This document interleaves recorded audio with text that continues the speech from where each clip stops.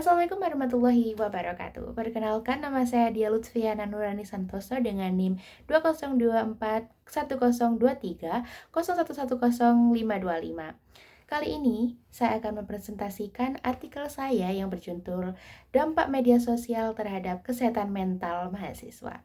Yang pertama, ada di pendahuluan. Dalam era digital ini, media sosial sudah menjadi bagian integral dari kehidupan sehari-hari, khususnya di kalangan mahasiswa. Platform digital ini tidak hanya sebagai sarana komunikasi dan hiburan, tetapi juga mempengaruhi berbagai aspek kehidupan penggunanya, termasuk kesehatan mental. Dengan semakin bertambahnya waktu yang dihabiskan mahasiswa di media sosial, muncul kekhawatiran mengenai pengaruhnya terhadap kesehatan psikologis mereka. Fenomena ini mendorong peneliti untuk menyelidiki lebih dalam bagaimana interaksi di media sosial dapat berdampak pada kesehatan mental, terutama di kalangan mahasiswa yang masih dalam tahap perkembangan dan transisi. Baik, yang kedua ada di pembahasan dan kondisi realnya. Yang pertama, saya mengambil dari jurnal Mutia Rahman Naila. Ada analisis aktivitas media sosial.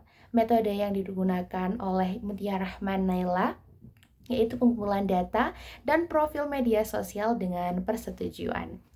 Temuannya, aktivitas media sosial yang tinggi sering kali berkorelasi dengan komentar negatif tentang diri sendiri dan lingkungan sosial.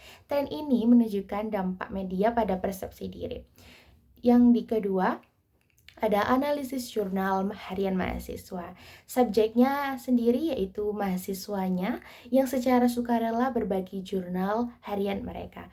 Metode ini menggunakan metode analisis kualitatif dan temuannya ada di catatan harian sering mencerminkan perasaan isolasi sosial dan kecemasan yang berkaitan dengan penggunaan media sosial.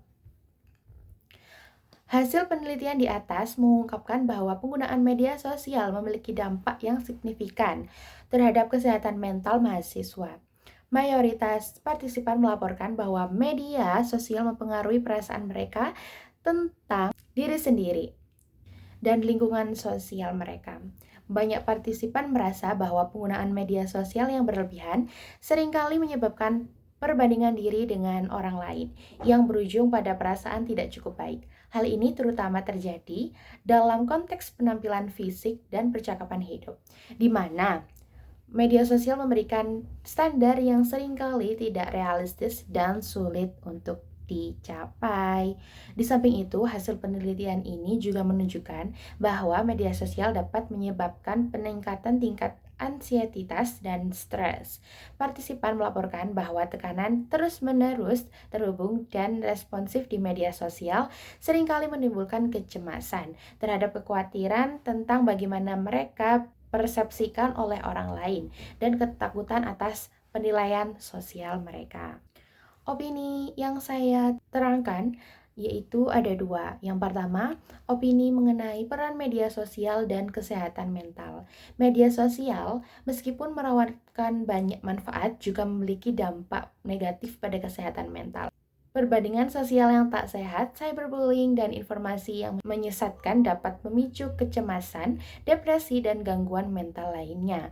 Penggunaan media sosial yang berlebihan juga dapat mengganggu pola tidur dan mengurangi interaksi sosial di dunia nyata. Oleh karena itu, penting bagi pengguna media sosial untuk bijak dalam menggunakan platform ini. Kita perlu membatasi waktu penggunaan, memiliki konten yang positif, dan membangun hubungan sosial yang sehat di luar dunia maya. Opini yang kedua, ada pentingnya dukungan keluarga dan lingkungan.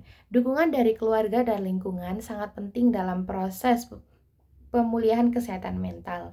Keluarga yang suportif dapat memberikan rasa aman dan nyaman bagi individu yang sedang berjuang dari gangguan mental.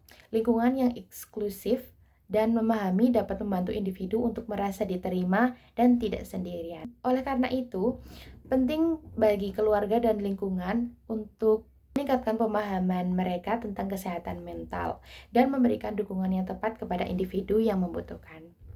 Perbedaan pandangan orang lain. Berikut beberapa pandangan yang memiliki pendapat yang berbeda tentang kesehatan mental. Yang pertama ada pandangan kesehatan mental itu hanyalah kelemahan pribadi. Alasannya, orang dengan pandangan ini mungkin percaya bahwa orang dengan gangguan mental tidak cukup kuat untuk mengatasi masalah mereka sendiri. Mereka mungkin menganggap bahwa masalah mental adalah hasil dari kurangnya tekad atau karakter yang lemah. Dampaknya pandangan ini sangat berbahaya karena dapat membuat orang dengan gangguan mental merasa malu dan tidak berdaya untuk mencari bantuan. Tanggapannya penting untuk menekankan bahwa gangguan mental adalah penyakit seperti penyakit fisik lainnya dan tidak ada salah dengan mencari bantuan profesional. Yang kedua, ada pandangan orang dengan gangguan mental yang tidak berbahaya. Alasannya, orang dengan pandangan ini mungkin percaya bahwa orang dengan gangguan mental sama dan memiliki potensi untuk menjadi berbahaya.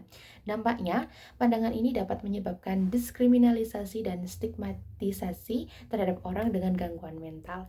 Tanggapannya yaitu pentingnya untuk menekankan bahwa gangguan mental tidak selalu berarti seseorang menjadi berbahaya. Setiap individu dengan gangguan mental harus diperlakukan secara individu dan dengan rasa hormat. Kesimpulan utama dari penelitian ini bahwa media sosial mampu mempengaruhi kompleks dan motivasi terhadap kesehatan mental mahasiswa. Dari satu sisi, media sosial menyediakan platform untuk koneksivitas sosial dan dukungan. Namun, sisi lain, ia juga menimbulkan resiko terhadap kesehatan mental, terutama terkait dengan masalah citra diri, ansietas, dan stres. Temuan ini menegaskan perlunya pendekatan yang lebih seimbang dan kritis dalam memahami dan menggunakan media sosial. Mahasiswa sebagai kelompok yang aktif menggunakan media sosial khususnya perlu diberikan alat dan pengetahuan untuk menavigasi lingkungan digital ini dengan cara yang lebih sehat. Demikian atas presentasi saya.